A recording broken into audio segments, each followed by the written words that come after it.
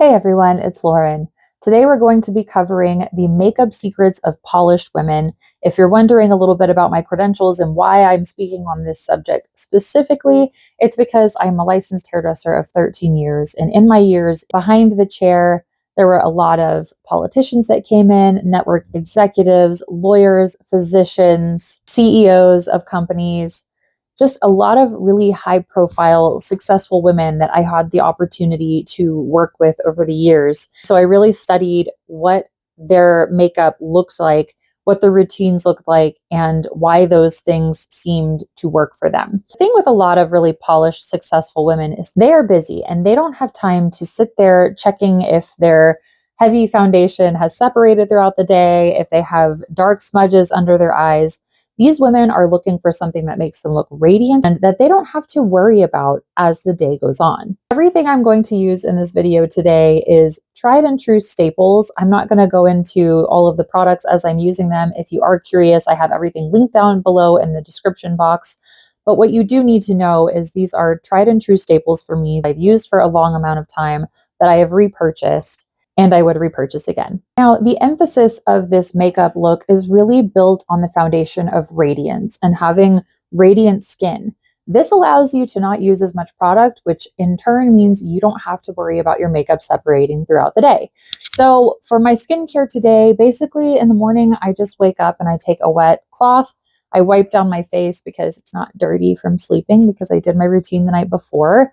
And then I go in, I've really been loving this Medicube PDRN pink serum.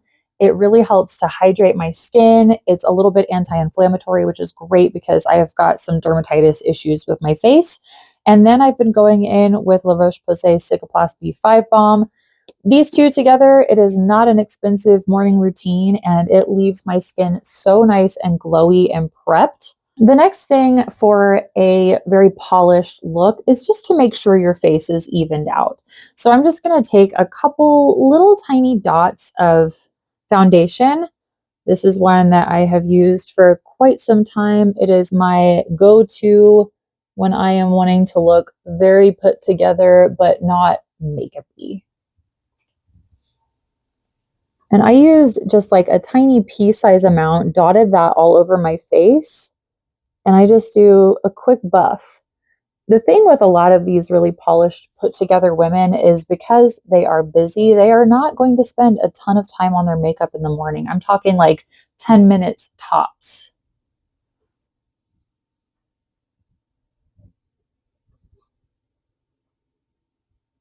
Part of the secret with a really great polished makeup routine is being very honest with yourself and really evaluating, what does my face need? For me, a little bit of evening out of the skin is a great way to start. And then I really do get some blueness under my eyes. So for me, I find it pretty important to cancel that out. It really just makes me look more awake and put together. So I focus around my eyes, a little bit around my nose where I get any redness, right here on the outer corners of the eyes. You'll notice I'm not doing a ton right here because, again, I don't want that to bunch up and crinkle throughout the day. So the best way to avoid that is really to focus on the area that needs more coverage and then feathering that out.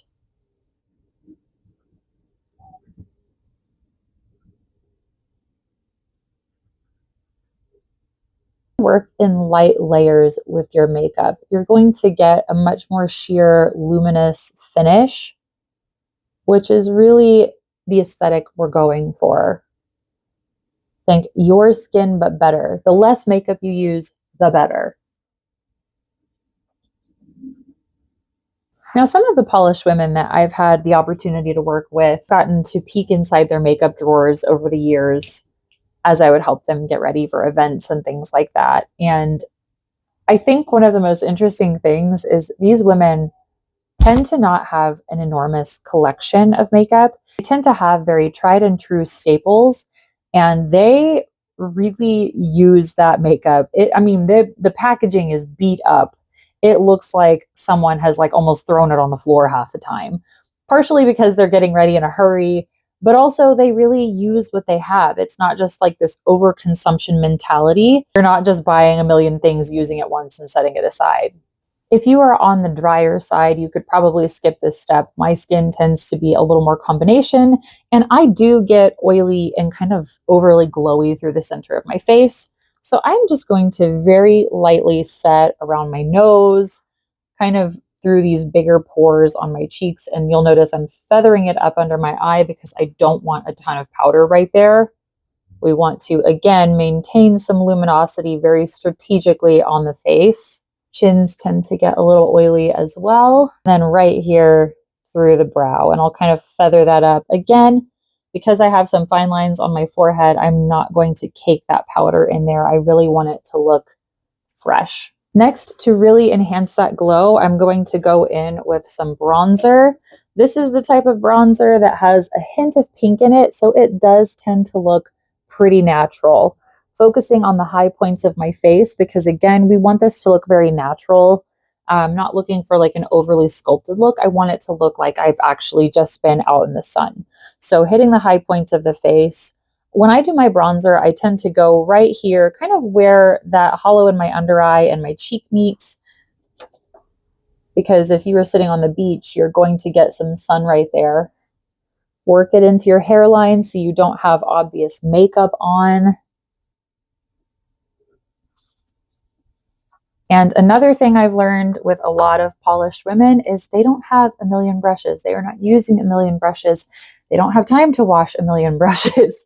So I'm going to use the exact same brush that I had, pop that in my blush. And honestly, when you use the same brush for blush and bronzer, it has this very natural look blending together, to be honest.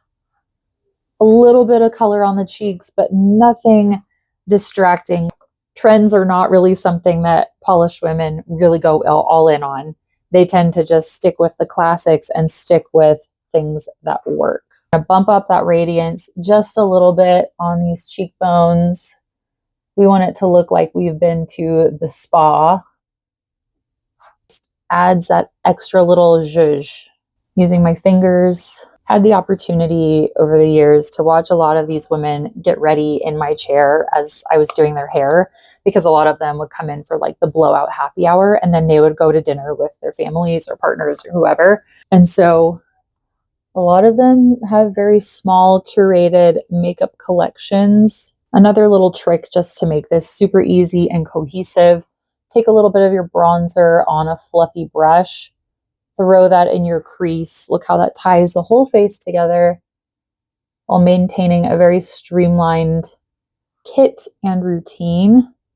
Just feather that up. I'm going to take just a tiny bit of eyeshadow. This is going to be a lighter kind of lilac-y pink shade. Same brush, popping that into more so the inner corner and feathering it across the lid. Something so important that you need to do is to figure out your color palette, your color season.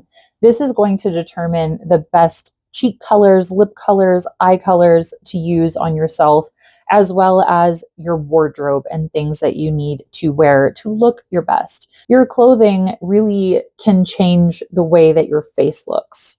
I'm going to take just a little bit, I'm mixing some colors in this palette. I'm going to throw this right here. Kind of a lilac and a pink, works really well with green eyes. It's nothing super loud though. These are very muted tones. I think it's really fun when you can use color that's a little more muted as like your neutrals. So just kind of working up into where that bronzer was. This next step is optional, but I found that a lot of polished women will put on some eyeliner, especially when they have something really important going on and they really want that attention focused on their eyes. It gives a lot more intensity. Now you have to figure out exactly what type of eyeliner works best for your eye shape, but I think the easiest way to really just look a little more put together is just following from that outer corner to about 3/4 of the way in, not necessarily creating a wing. That doesn't always work well with everyone's eye shape, but having a little extra emphasis on that top part of your eyelid can really bring some focus. I think Even women with a hooded eye shape benefit from using an eye pencil. If your eyes are extremely hooded, you want to focus really almost just between those lashes. That way, you're not going to get transfer up on your brow bone. I kind of sculpt out that shape and then I really push it into the lashes. And again, stopping about 3/4 of the way so you don't close off the eye. Make sure that you get that little gap that can happen right here between the lashes and the overall line that you've created. So see, it's not like a wing or anything like that. If you want to soften it out, you can kind of use your nail to smudge that out. But look how it really just brings some definition and attention to my eyes without being distracting. It's not taking away from my overall face. It's just bringing that emphasis. It's very classic, nothing crazy, nothing trendy.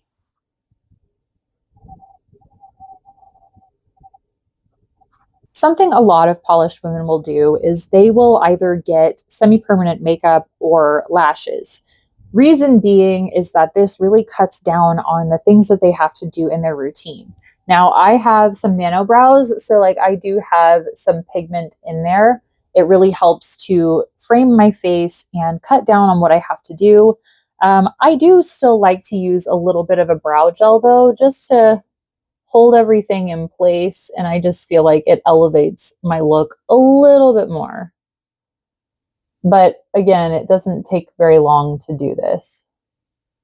If you're one of the lucky few who doesn't have to curl your eyelashes for them to look good, I envy you, but that is something I do need to do to make my eyes look more open and more awake, more vibrant. It really does completely transform from this eye to that eye. It just looks so much more alive.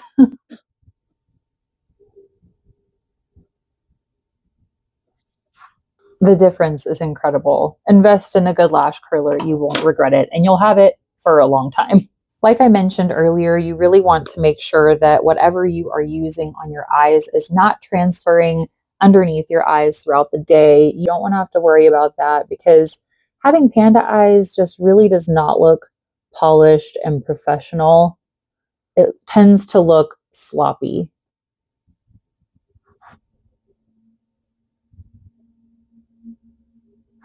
A nice dark mascara is really going to open up your eyes and draw attention to them. If I had a desert island product, it would be mascara and like a lip balm. But it makes such a big difference. And I know that brown mascara has been trending, but I'm going to be honest with you, it just, for most people, unless you have extremely blonde eyelashes, it is just not doing the same thing in terms of giving you that wow factor and directing someone's eye to your eyes.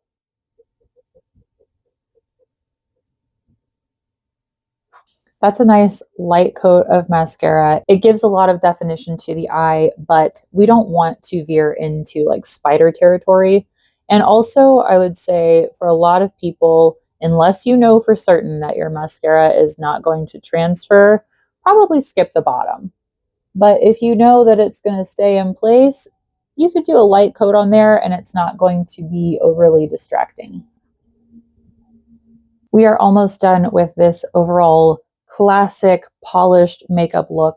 The last thing that we need is a good lip. Now I've got a balm on, which is great to prep your lips, keep them hydrated before you put any type of color on them. It's always going to make them look plumper. So I'm going to take this off and then we are going to define with a very, very nude pencil that looks very natural and then add a little bit of color that is easy to touch up throughout the day. Just lightly tissue this off. I have found over the years, I've had a lot of different lip liner colors, and I try to find something that is not overly pink, that is not overly brown, overly red, peach, a true kind of middle of all of those neutral. It is hard to find, but once you find it, it makes all the difference. And you can make basically any lip color work for you. So like say you put on this nude pencil, you line your lips with it, you kind of smudge it in, And then you can wear a red and it doesn't look like it is a cartoon paste on lip on your face. It actually looks like it belongs. Also, don't go crazy with overlining your lips because that doesn't look natural. Sometimes if you overline your lips too much and it migrates too far out of your lip border, it looks like you just polished off a plate of wings. It looks like the grease has made your lipstick or lip color go way further out than it should. Most of these polished women that I had the opportunity to work with really, they were honest with themselves in a way that just embraced their features. The goal of their makeup is not to create an entirely new face, it is to emphasize who they are. Now, the finishing touch to all of this is applying a lip color. So I'm going to use kind of a pinky nude gloss. It's a pigmented lip gloss, but it's easy to touch up throughout the day.